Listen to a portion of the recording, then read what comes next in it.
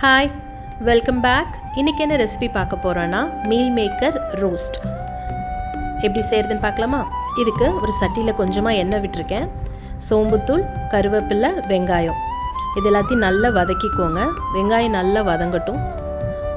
அதுக்கப்புறம் கொஞ்சம் தக்காளி ஆட் பண்ணிக்கோங்க. நான் ஒரு பெரிய வெங்காயம் ஒரு 1.5 தக்காளி போட்டிருக்கேன்.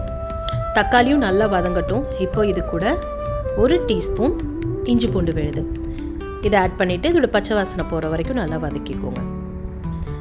இதுக்கு தேவையான மசாலா மிளகாத்தூள், மல்லித்தூள், மஞ்சத்தூள், அதுக்கப்புறம் ஒரு 1/2 teaspoon garam masala, 1 teaspoon chicken masala, உப்பு இது எல்லாத்தையும் ஆட் பண்ணி இதோட பச்சை வாசனை போகிற வரைக்கும் நல்லா வதக்கி விடுங்க. இது பச்சை வாசனை போய் இந்த மசாலாவில் கொஞ்சம் எண்ணெய் பிரிஞ்சு வரும் இல்லையா, அது வரைக்கும் மீடியம் ஃப்ளேமில் வச்சு நல்லா வதக்குங்க. இப்போது நான் கொஞ்சம் மீல் மேக்கர் என்ன பண்ணியிருக்கேன் அப்படின்னா ஒரு 100 கிராம்ஸ்க்கு இருக்கும் எடுத்து அதை ஒரு 1/2 ஹவருக்கு முன்னாடி ஊற வச்சுட்டேன். எப்போவுமே சில பேர் அவசரமாக பாயில் பண்ணி அதை ஸ்க்வீஸ் பண்ணி போடுவீங்க. அப்படி போட்டிங்கன்னா இன்னும் நம்ம வதக்கிறப்ப அது உதிரியாக ஆகிடும், நல்லா இருக்காது.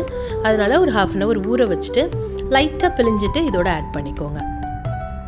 இப்போ இந்த மசாலா மீல் மேக்கர் எல்லாம் நல்லா கோட்டாகிற மாதிரி பரட்டி விடுங்க.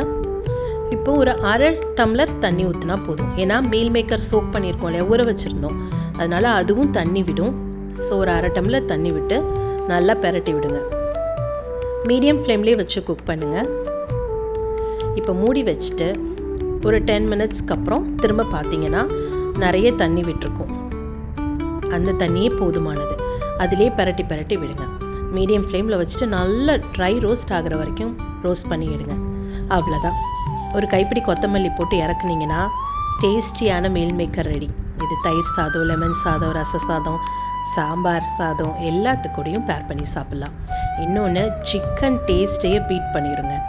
அந்த மாதிரி ஒரு சூப்பரான ரெசிபி ட்ரை பண்ணி பாருங்கள். பாய்.